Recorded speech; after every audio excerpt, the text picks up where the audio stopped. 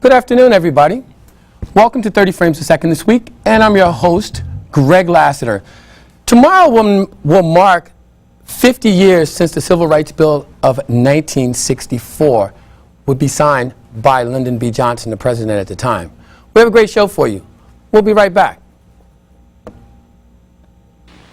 Let us lay aside irrelevant differences and make our nation whole. Let us hasten that day when our unmeasured strength and our unbounded spirit will be free to do the great works ordained for this nation by the just and wise God, who is the Father of us all. Thank you and good night.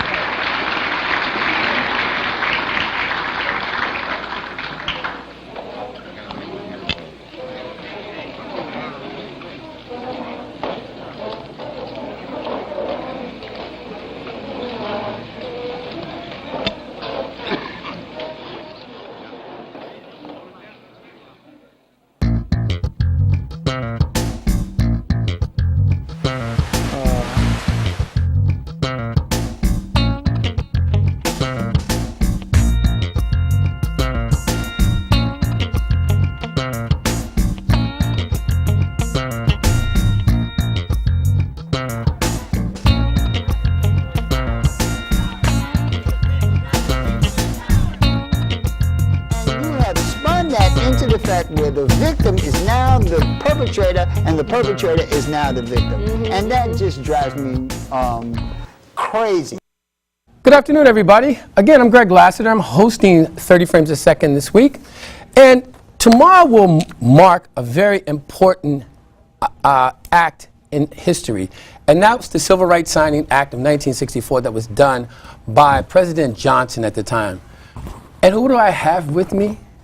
My great partner in crime, Nat Wood. Nat, welcome to the show. Hey, what's up, brother? Well, how you doing? Fabulous. Welcome to your own show, actually. Well, no. Nat, listen, you know what? I have a lot of things to cover because 50 years now, tomorrow, the Civil Rights Bill was enacted, was signed. Right. Now, what does that even mean? And where are we today with that, in your opinion? That's a good question.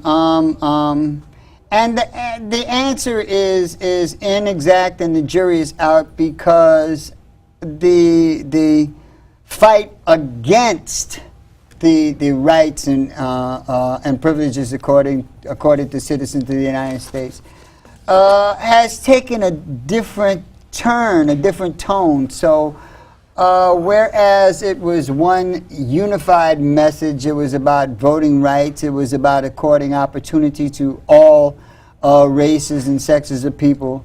Now it's gotten into little specific individual groups, and it's a lot more stealth, it's a lot more corporate. Right. So I'm not sure. I'm not sure if we're better off, if we're worse off collectively. I'm just not sure. Yeah, and I feel the same way. Most people that I've encountered in the last, when I decided to do this week about this show, people think that because we have a black president, equality has become equal. And I can honestly say racial discrimination, inequality nowadays doesn't mean a noose on your doorknob, right, or it a cross, but that's not but a cross burning on your lawn. Right. Like you say, it is subtle. Right. Now, I'd rather for you to tell me you don't like me because I'm black, right, than to stab me in the back. Right. And I look at where we've come. Personally, I think hasn't progressed at all, because racism. They say racism. I think racism now is worse than I've seen it since I've been alive. I've been on this earth more than 50 years. And I think racism has I don't know, it's not overt anymore as it was. It's like I say, it's hidden. And I'm a little disgusted by it. You know, to me, the Civil Rights Bill was not only about equality. People thought it was about equality. I thought it was more about access. Yeah, it was. Because having access, there's no such thing as equality. right? There would never be equality. Right. God if I didn't may. make all people the same. Which brings me to like being black in America today. For you as a black man, what does that even mean? Well, and let me say, when I said God didn't make all people the same, I mean that people have different talents, different levels of knowledge, of perception. But in terms of being afforded an opportunity to do what it is you want to do, in terms of having opportunity to education, and in terms of having equal opportunity to the same jobs that other people have based upon where you are educationally or physically. That's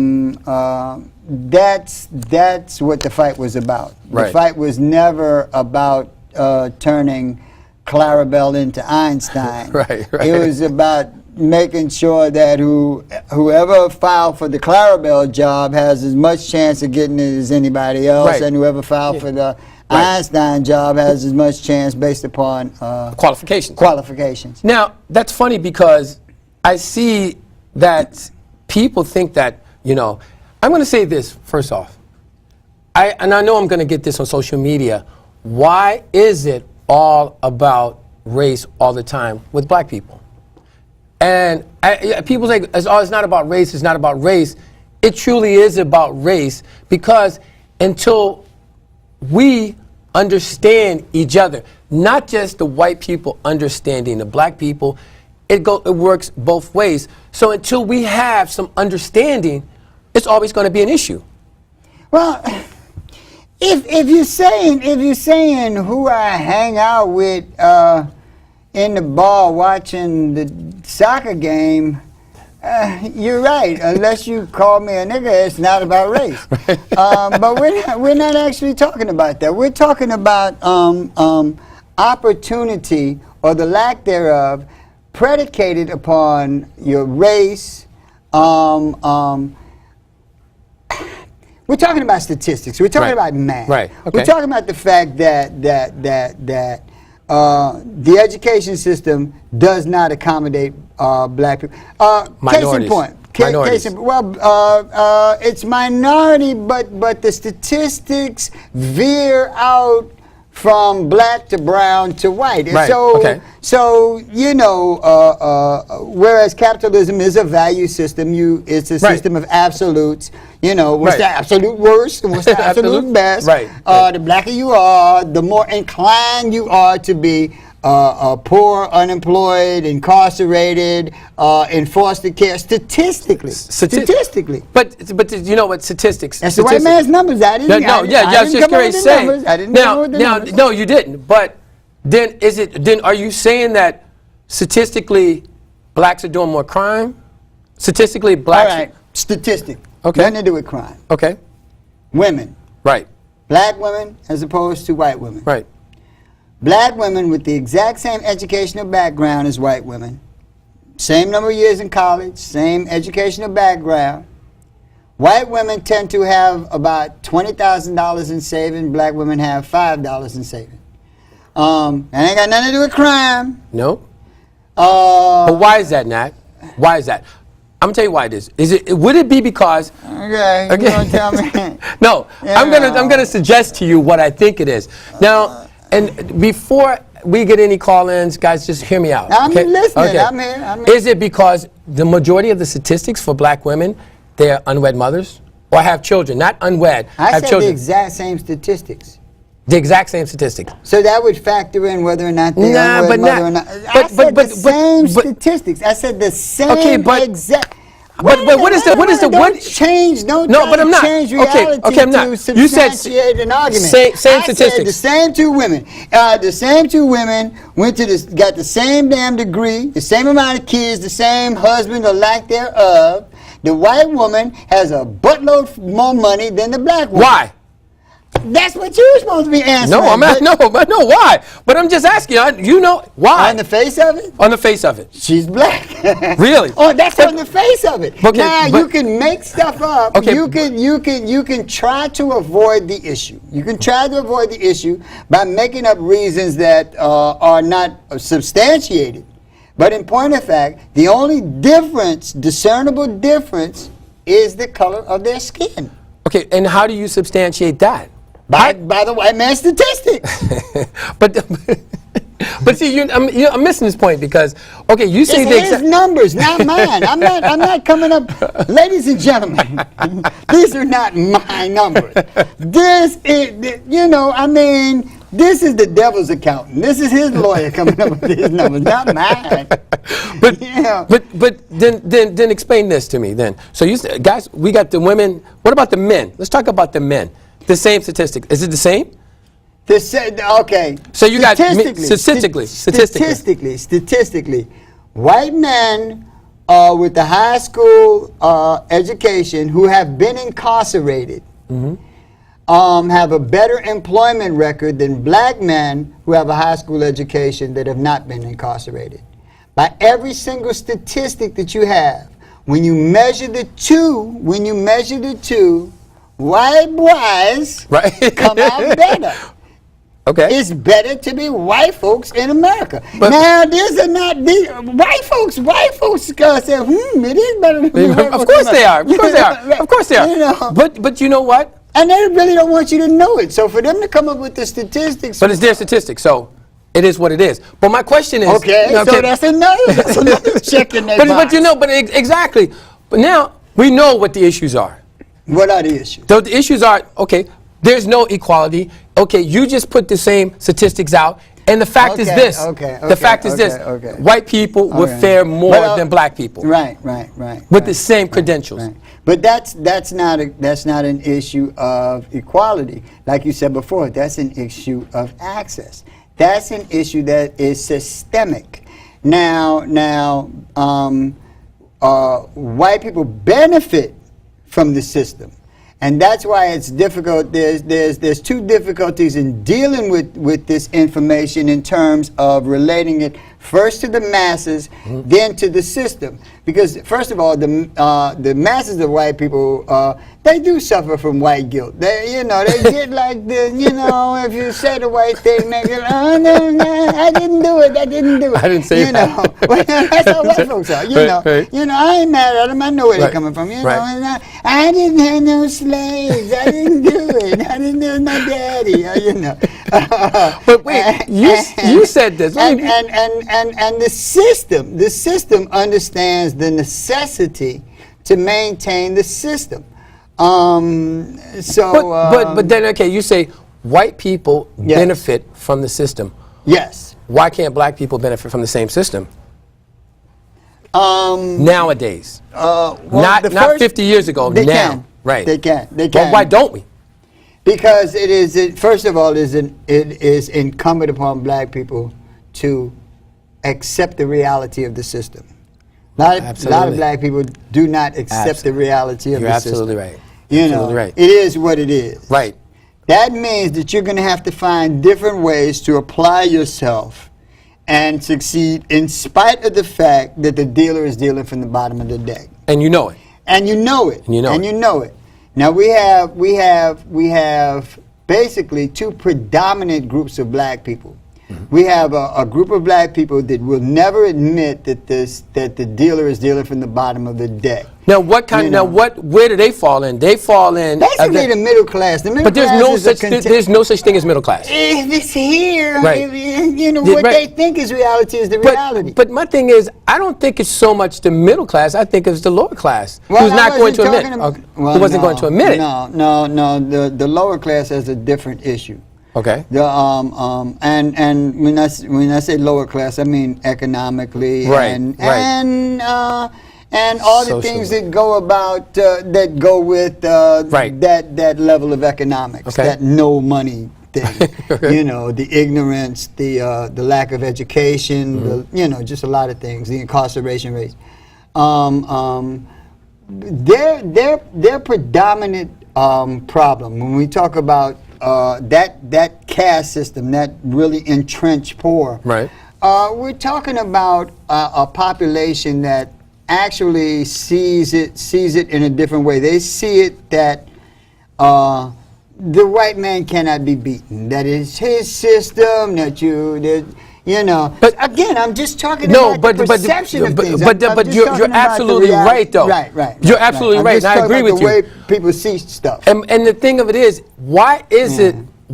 How come? Right. Moreover, is that black people, we as black people, don't want to admit that it's the system that was made for the white man by the white man, and didn't include black people or women. Right.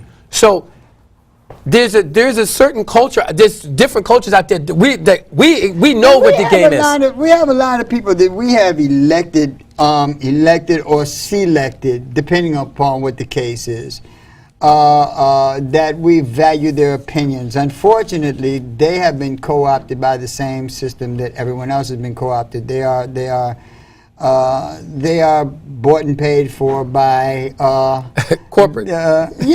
And I'm glad you brought that up. Our so-called civil rights leaders. Right. Okay. Now, when I say that, I'm gonna speak specifically of three. Right. Jesse Jackson. Okay. Al Sharpton. You can talk about all of them. Yeah, Al Sharpton and Charlie Rangel. Okay. All right. Three well-known civil rights leaders. Yeah. Now, I happen to think they're the least of it. They're like the lead singers, not the band. No, leaders, but go on. No. They got into the game. Yes. I'm not a fan of either one because of any of the three, because coming up, they were the ones that were supposed to. Well, we thought that they were supposed to. Well, Keith, no, they thought. Well, I'm saying we as black people, not me as an individual, that's fair. that we're supposed to keep the civil rights in the forefront of America. Right. And it turns out that they're more scandalous and scoundrels than anybody. Right. Now, is it that we have to look to these people, but why do we keep selecting these people to represent the black community when we know, in fact, that they're not doing anything in our community for the community? Why? Now, please explain to me that. Do you like another guy? Do you really enjoy listening to your children call another guy daddy? No. So ultimately, if you have any pride at all in you, you know that the buck stops with you. Right. That the moment you abrogate your authority to someone else, the moment you give leadership rights over to someone else, the moment you abrogate that authority, you, in point of fact, deserve what you get because you have given your horse to another rider. I never ever believed that any civil rights leader was going to bail my butt out of the hole. I agree with you. When the guy came, when Carnetta said, "Let me know they was about to cut my lights off," I never thought Jesse was going to show up with a check ever. Not one time. Or any of them. Or Obama, or Michelle Obama, or any of them. Okay. We have gotten into a terrible, terrible habit of talking about, well, you just gotta vote for this person or that person, you know. And let me say this about that. Since you're gonna piss off some people, I'm gonna piss off some people because that's what I do. I'm a people pisser offer. I know I pissed a lot of people off. I've heard a lot of old farts talk about what Malcolm would do, what Malcolm wouldn't do, yada yada yada. Follow Malcolm. But let me say something about Malcolm. To the best of my knowledge, I don't remember Malcolm ever teaching black studies at NYU. Nope. I don't remember Malcolm collecting a pension from NYU. I don't remember Malcolm being an ex-policeman. I don't remember Malcolm ever running for the damn city council. Right. I don't remember anything. As a matter of fact, in point of fact, the woman on welfare got more in common with Malcolm X than any of them. I agree. Because Malcolm was truly the proletariat. Malcolm was from us, by us. Right. So the first thing you got to do is get real. Right. Is get real. With yourself. with yourself, right. about what the circumstances are. Right. We're talking about how we survive as a people. You understand? Absolutely. If I'm collecting a pension, driving around in a pimp mobile, I am out of touch with struggling people, how they're going to make it from day to day. But then people who are facing eviction should not be looking to people who make $200,000 a year, right? Never struggled, come from two-parent households and whatnot. Right. They are not. They might represent you politically, but they are not the ones who actually understand how you move from this point to that point. To that point. But okay, but more importantly, that's a great point.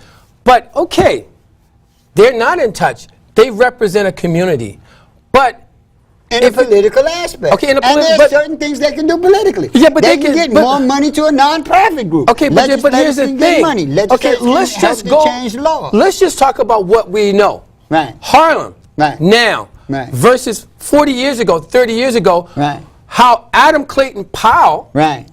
Was part of Harlem. Right. He made 125th Street right. what it was supposed to be, right. opposed to now. Right. Look how it is now when Charlie Rangel is up there. Right. Where Harlem, as we say, is done. Right. Right. Explain that.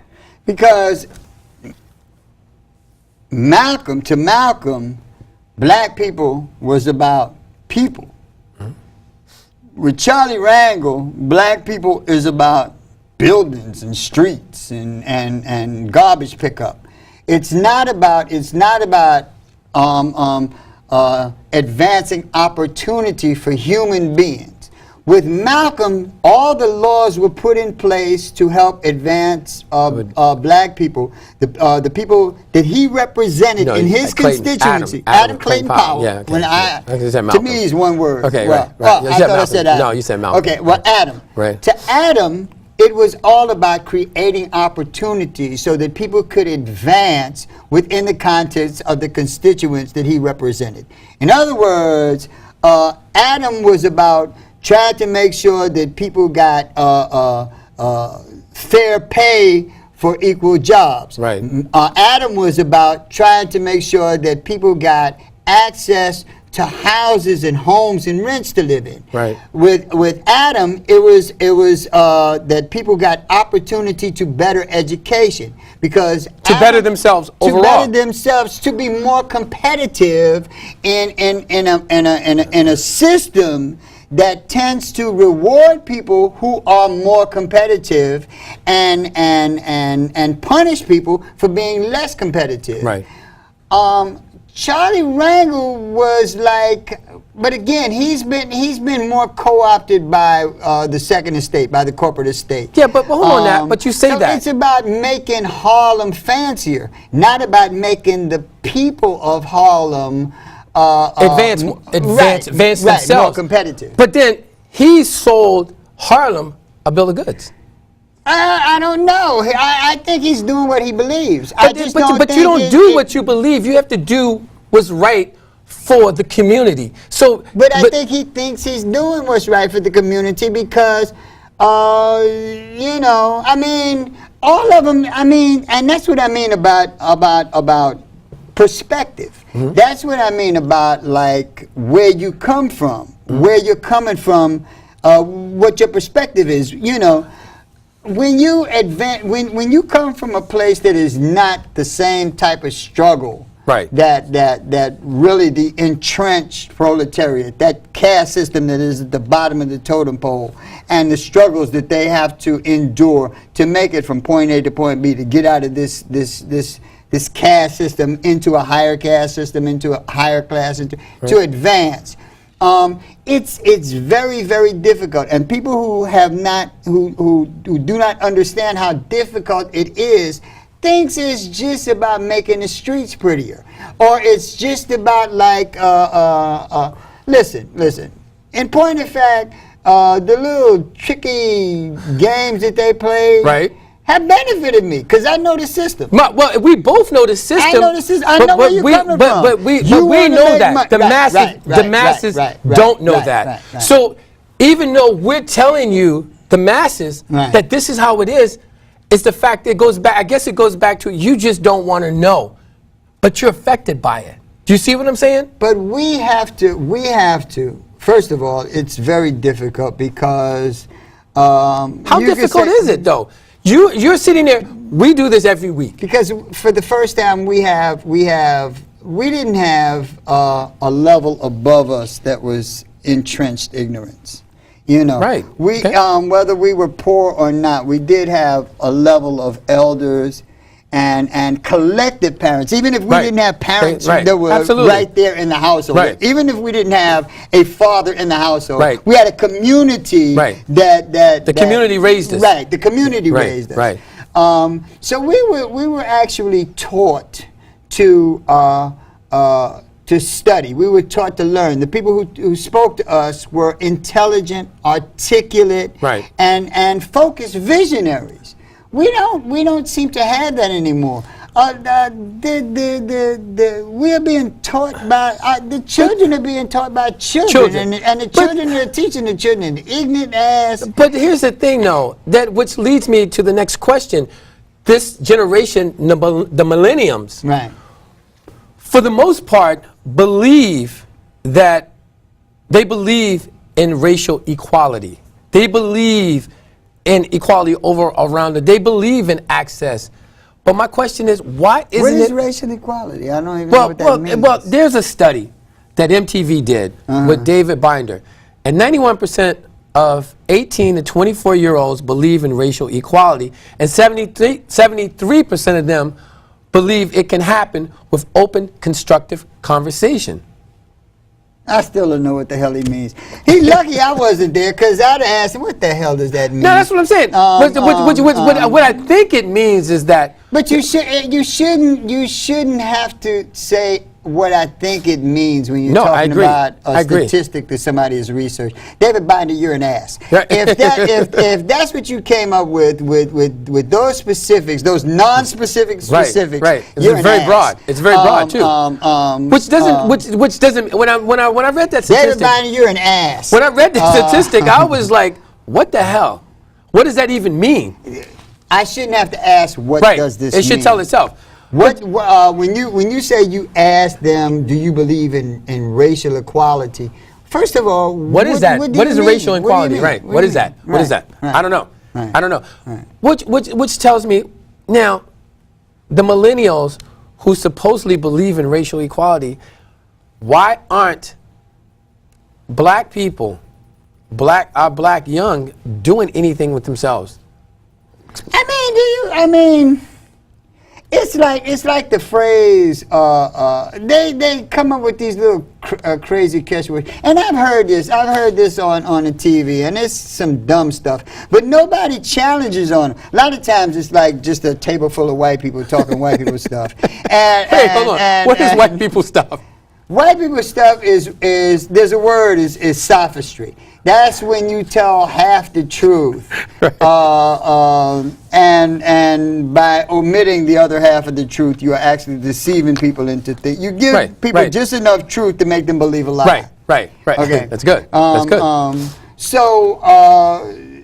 I heard on TV the guy was talking about. I'm not even gonna say his name because I don't, Joe. But it was a white guy. He was talking to a whole bunch of other white guys. Okay, that's good. That makes sense. Right. He was trying to, and it goes back to the white guilt thing I was talking about. He was trying to make a point that the Tea Party could not be a racist party because because President Obama was elected with record numbers twice. Okay. Right. What he failed to mention was that, he was talking about how President Obama got the majority twice. Right. But what he failed to mention was the fact that white people didn't give him a majority. No, right. We're talking about whether or not the Tea Party, whether there's a racist white component. And the white component did not give him the majority of the white vote. No. Granted, there was a lot of white folks that voted for him. Right. He got 40-some% of the white vote. Right. But 40-some% is not the majority. Right. Now, I'm not saying that proves that white folks are racist or not racist. It doesn't prove anything about race. Right. What it does do is negate your premise that it can't be racist because he got the majority, because he didn't get the majority from the white people. Right. He got it was a collective majority. Correct. But no, but correct. see, but Correct. That's what I mean by sophistry. Right. That's when you tell like enough of the truth to convince people of a lie. Right. But you didn't go into the fact that the truth you told is BS. Bullshit. Right. Bogus. Bogus. That's it. Bogus. Right. Bogus. Now, 50 years later. 50 years later. Yeah. Okay. President Kennedy enacted, put the bill forward. He got killed. Johnson Well, Kennedy was assassinated. But he was assassinated before Johnson. But he's the one that introduced the Civil Rights Bill. Yeah. Now Johnson came along And he signed it.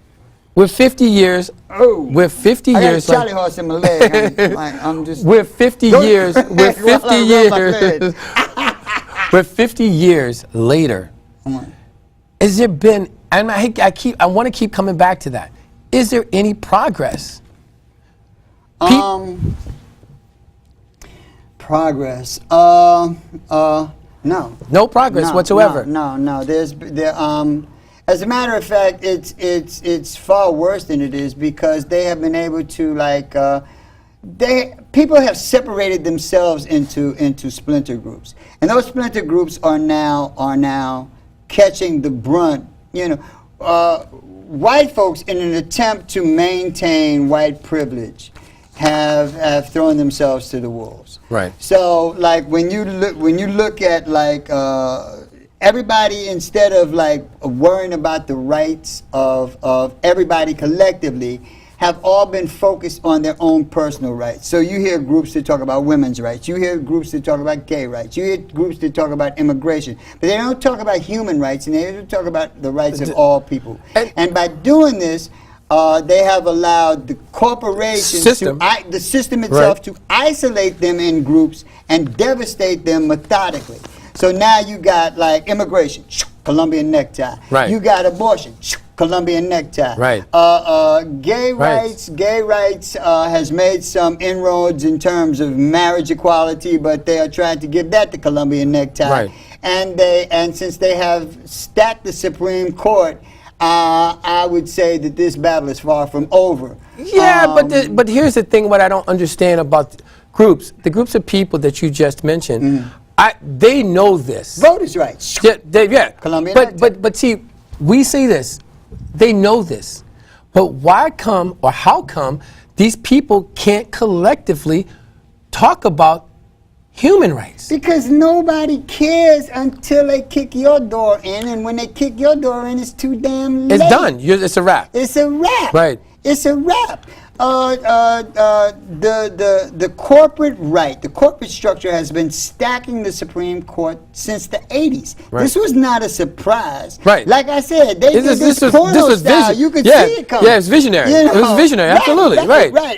And a reactionary cannot beat a visionary. No, absolutely. No way, no how. Because the visionary already anticipated. He anticipated that you were going to do that. 20 years, 100 years time, down the road. Right. He's already ascertained what if I do this will happen, this will happen, this will happen. You just reacting to what happens. Right. You can't beat him. That's exactly right. Now, and this is where black Americans got bamboozled, I think, when they elected Clarence Thomas to the Supreme Court. Now, Clarence Thomas came through the ranks. It was because of civil rights, EEOC, that made him plateau to where he is.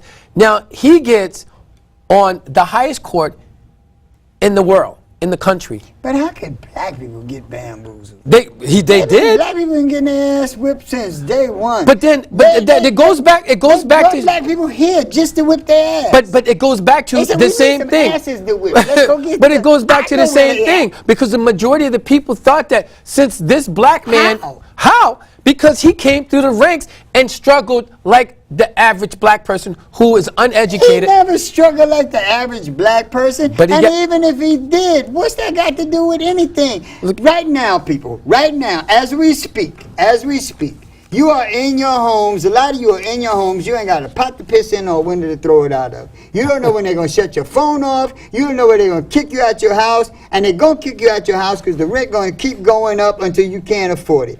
Right now, there are people in your community riding around the block in Mercedes Benzes spending money. That ain't got a damn thing to do with you. Right. So if Obama got money, if Obama got the presidency, if Jay-Z got money, if Beyonce got a nice butt, it ain't got nothing to do Nothing with at all. you. Nothing. You have to act in your best interest and your best interest collectively if collectively you want to move from point A to point B. Absolutely, we got a call. Caller, you're on the air. Welcome to 30 Frames.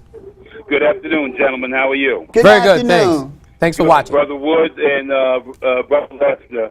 I have a couple of opinions I'd like to. Sure, brother, express sure. If you let me. Oh, absolutely. First of all, as far as these elected officials are concerned, Brother Wood has made it very clear on past shows that self-preservation is the key to success. We can't depend on these cats for anything.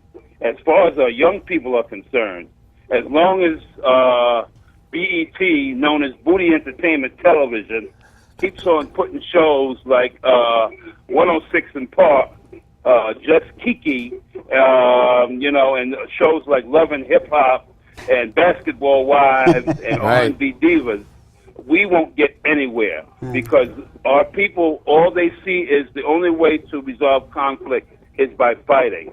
Stands the increase in gun violence out here. We need more parents to be parents. Stop being afraid of your children. Parents need to stop and frisk their children, and a lot has to change for us to persevere. Thank you Absolutely. very much, gentlemen. Have a Thank you, good day. thank you, thank you so much. Thank you, man. But you know what? I'm glad he brought up that BET. Okay. Yeah. Now, I'm going to say this. I remember when Bob Johnson, who was the founder and CEO of BET, I remember sitting down in Bob Johnson's office, along with Virginia Lee, going, if you get cable TV, you're going to get black entertainment, period. You don't even have to pay for it. So explain to me, Mr. Johnson, Ms. Lee, you have an opportunity to be in every household in America. How come you don't give us economics? How come you can't give us investment? Why do you give us rap videos? Why do you give us shows that we've seen, black exploitation shows? I don't even understand that. When you have a black person who has access to the media and it's not even giving back, not trying to help one another. That's that Uncle Tom mentality, if I may. Wouldn't you think? Okay, fine. So why? Why? I mean, but does it really make a difference? It absolutely does make a difference. Why wouldn't it make? But what you, to me, it's like trying to be logical with a child rapist. But you know, it's like sitting there going, why? There are women out here. You have money in your pocket. You can take a girl on a date. But again, you have to accept the reality of it. But you don't. But okay, you can. No, not to cut you off. Accepting, knowing what the reality of it is. You don't have to accept it. You can acknowledge the reality and change it. Again, I didn't say you have to adhere to the reality. Okay. I said you have to accept the reality. And accepting the reality is the reality that for whatever reason, Bob Johnson ain't gonna do jack for you. No, you're right. You're right. As a matter of fact, you're accepting the reality that in terms of your personal life, Bob Johnson will benefit Bob Johnson In every aspect, and in every aspect. Right. Economically, politically, he will benefit Bob Johnson, and he will do that to the detriment of your community. But you know what? That's the reality. That is now, the reality. I have a couple of options. Okay. I could sit down and go, why, Mr. Johnson? Why? You got all this opportunity. Right. Why don't you help make it better? Or I could admit to myself that Mr. Johnson ain't never gonna help me. It's time for me to get up off my honeypots and help myself. I have decided to concentrate on my honeypots, accept the fact that whether Mr. Johnson is a scoundrel, whether or not he just believes that what he's doing is the right thing, because you don't always have to be a scoundrel. Sometimes you can just be misguided. Right. You know, misguided. Now, where do you think, Nat, and it's not like I'm interviewing you, I just want to hear your perspective, and I want our viewers, I love your perspective, is that what now? Where do we go as collectively, as a group? Individually, we should always help ourselves and better ourselves. But collectively, as a group of people, you have different groups of people, Asian. Right. Asian people. I read an article where this interview was an interview I watched where the Asian was an Asian higher up in the government says to him, what do you think about the black man? You know what he said? He goes, I don't think about the black man. Right. You know why? Because the black man doesn't think about himself. We as Asian people. Then he does think about the black man. No, he doesn't. Well, he's already said what the black man did, right, so right, he had to think about something about the But black my man. thing is, as a group of black people, Asians, any group of people of color, Right. they help one another. Right. How come we don't?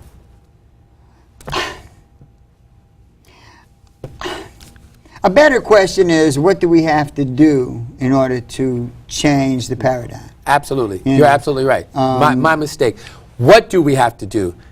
I mean, we've lost 2 generations. Yeah. I think, but the good thing is that as we lose generations, we gain new generations. So the question of losing generations is what it is, but we still have generations coming, and those generations still need to guidance. We got a call. Yeah, let's. We got a call. We got a few calls. Caller, you're on the air. Welcome to 30 Frames. Hello. Hey. Hi, how you doing, caller? Good afternoon. Hey, Hotel. Hotel. What up, Matt? What up, Hey, it's good. brother? I want to say hello, and I like what you guys are talking about. I'll be really quick. And those Asians, they don't care about us, man. You're right, but we can't focus on them, and who are they to say anything about African people? Who are they? A savage clone that came from our DNA. So how dare they? And another thing, the idea that I heard from a metaphysical point of view that Bob Johnson was forced out. He had no choice. They threatened him and his family to sell. So I think it's a lot deeper than it goes on. And we ought to stop looking at these people as they, like Nick said, Brother Nat said that they owe us something. They don't owe us a damn thing. Right. They don't owe us nothing. Those people don't even think about us. They barely eat the same food that we eat. It's true. So how dare we even consider it? I mean, we have brothers. I mean, we have 2 young men who have been sent to adult prison, 14 and 14, one in Brooklyn, one in the Bronx. That's what we need to be focusing on. And these young brothers are riding crazy in the streets. I mean, you got 30 and 40 groups of brothers at every Yemen store in Harlem and Brooklyn and Queens and the Bronx. Right. What about that? Who is responsible for that? Is Bob Johnson responsible for that? Nope. Is BET responsible for that? Even Lil Wayne, even the music or the video game, they have to take responsibility. That's why that new abatement law is out. So even if you're just hanging out with your friends, you're going down for conspiracy. They don't care no more. I mean, this is the level. It's not going to get any better. I always say you have to look at the idea of Katrina.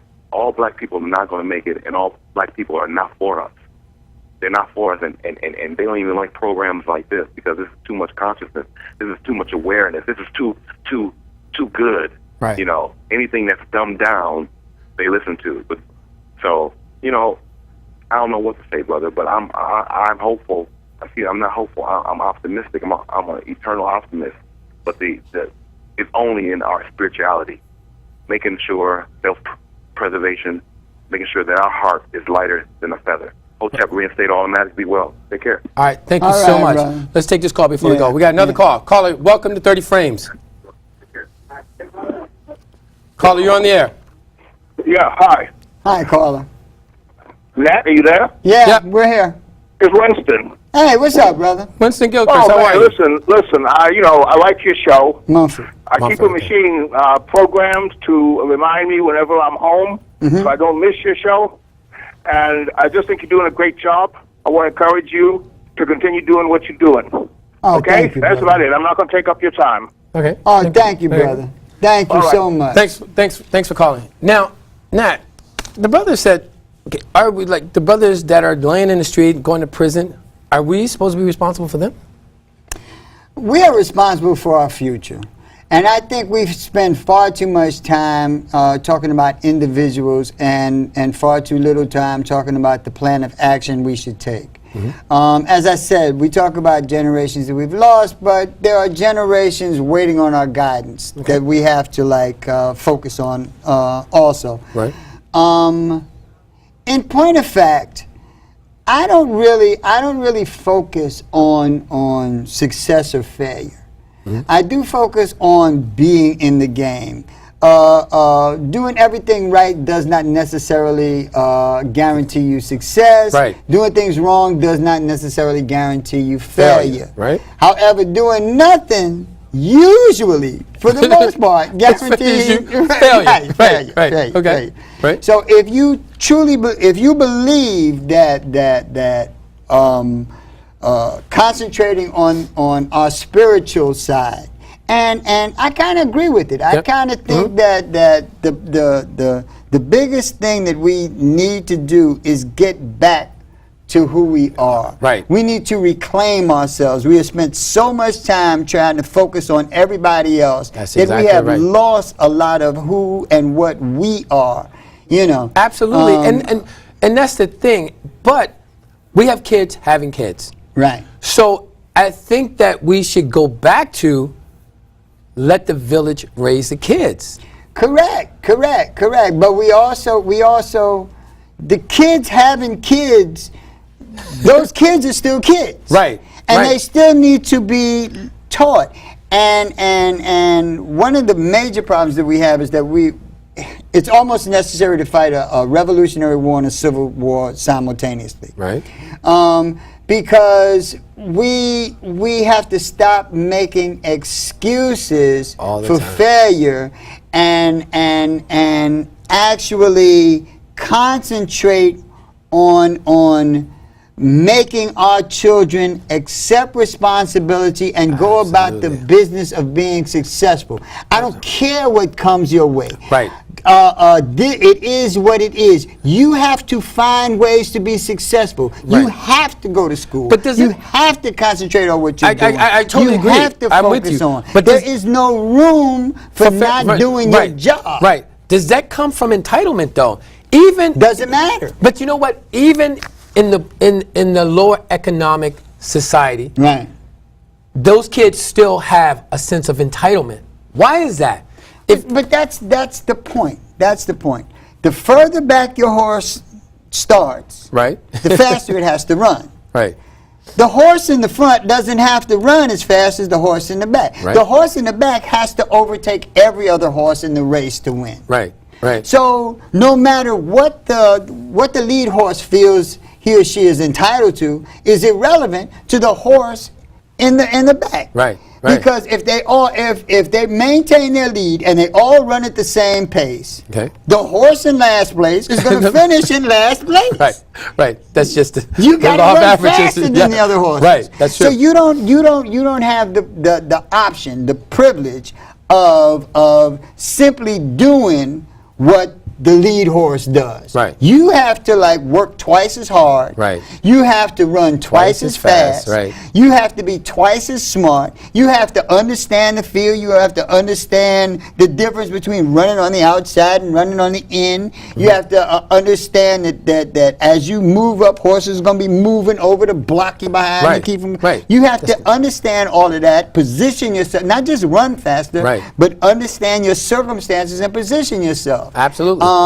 If you lose, you lose, but don't lose because you're an idiot. Right. And that's what's happening now. 50 years now. Now that we had a black president Right. for 8 years. Right.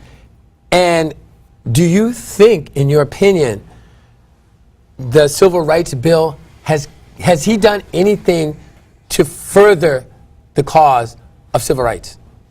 Civil rights? Civil rights, yeah. And because don't mean, know. you look at him. You look at Eric Holder, who's the Attorney General. I mean, there's some things he did. I think it's somewhere between negligible and negative. That's well, interesting. there's some things he tried to do. You know, there were good things. There were some things that he avoided, which were devastating. Like what? In your opinion? There were aspects of the affordable health care that he should have been more Concentrated. Right, Much that he more should have fought harder for. He Right. should have fought harder for single payer. He should have he should not have allowed them to manipulate him into a place where they could then beat him on certain aspects and Right. cuss him out. Okay. He should not be kissing their behind all the time because not only is it not a good look for him, Right. but it Not is good, not not a good look. smart for you to let white folks know that they think that they can just point their Right. finger at black people Right. and call them liars and get away, Get away with it. in the real, And that's exactly in the real what- world. what- that's what don't they're you doing. pull that Obama crap on me. I'm going to tell you get right away. now. And that's right there tells me that we've not come anywhere as far as the Civil Rights Act, because even having a black president, he's still being disrespected. Hey, I got a thing coming on tuition. I think he was fighting for the tuition thing, right? But here's the thing, But he's not really. But you know what? He's not the kind of dogged fighter. But then again, he is a corporate person. He just put the Procter and Gamble guy in. He put the he signs it right. He signs this thing with DuPont where they can like sell you plastic cookies and and you can't sue him.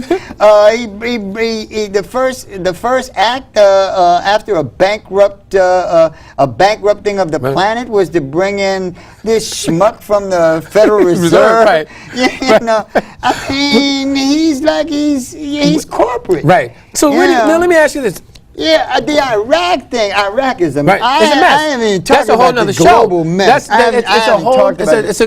Man, it's just unbelievable with the Shia and you're talking about a $2 billion terrorist group.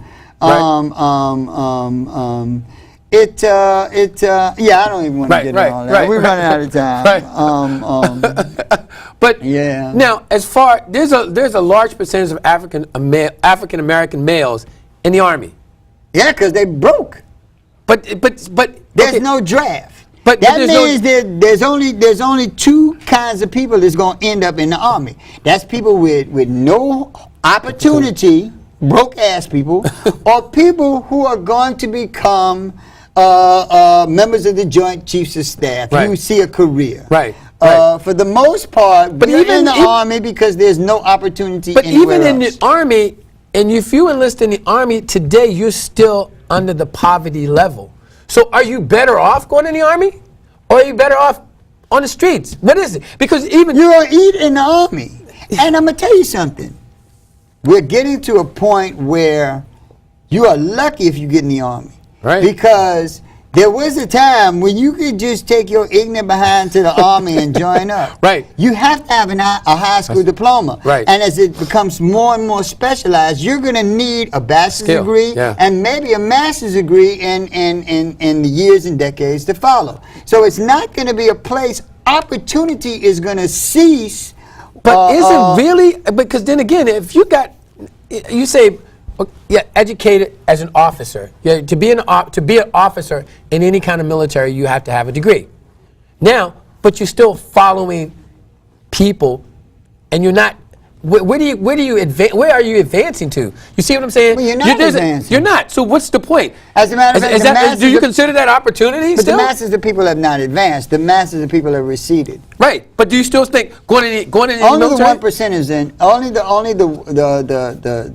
the top echelon, maybe the top 10%. Certainly the 1%. But the bottom 90% has seen their economic value decrease. Their So I'm not talking about opportunity. No. Is there any hope, in your opinion? Do you think there's hope?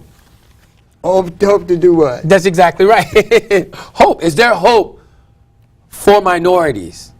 Not if you're relying on hope. So you're saying they got to get off their butt and do something? Yeah. I mean, this is we're in a state of war.